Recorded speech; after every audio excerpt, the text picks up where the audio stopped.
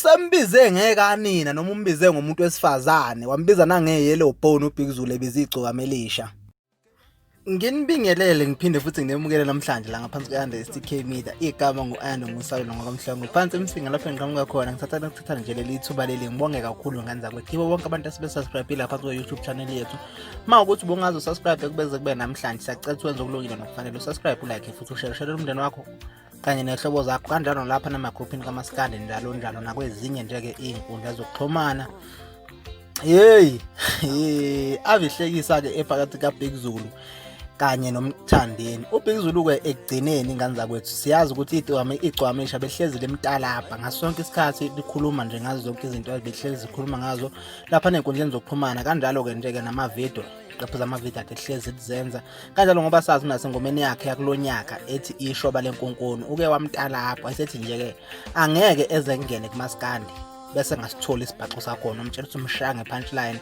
uBig Zulu-ke ekugcineni ugcine ephawulile malana nayo yonke lento eyenzeka phakathi kwabo noMthandeni. uBig Zulu ephawula-ke nje-ke uthe nje angeke eze emshaye isidalo yena umuntu wesifazane futhi akamshayi nje i-yellow bone ngani zakwethu. Siyafisa thina ukuthi kanima ukuthi nje-ke awumzwanga uBig Zulu ngesikhathi ade esho lenkulumo le uthi wambona wayesebaleka nayi-ke ungezwa ngami zizwele wena nayo inkulumo kaBig Zulu. Udelela Mthandeni kanti uligwala nokubaligwala ahlangana nawe lapha eMontrose wabaleka kanti wemnganami wabo ngibalekela ngibathinta abantu besifazane ngezami izandla ngumshaya umuntu wesifazane ngezami izandla ngathi wanje kodwa sengishaye iyellow bone labantu ngempama ungabobaleka mnganami ngibashaya abafazi.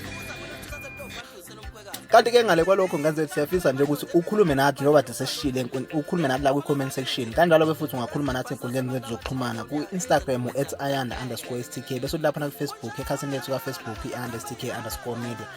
Siyabonga kakhulu ngalo yonke into enisenzela yona nangokulike nosubscribe njalo. Siyabonga kakhulu ngani zakwethu sinifisela ukhisimuzi omuhle nonebusiso kanjalo-ke futhi siqhubeke sivotele lezinsizwa zombili sikhuluma nje zikhona lapha kwi-top 10 yoKhozi FM. Cha ungakhethe yakho-ke nivote. Ukhona igcwama elisha amageja ukhona yena uBig Zulu futhi naye laphana imali eningi nibavoteleke bafowethu. Siyafisa ukuthi ukhulume nathi la ku-comment section yethu usitshele ngempela ukuthi unicabangani mayelana nalolu daba kuze kube futhi nangokulandelayo-ke ngani zakwethu.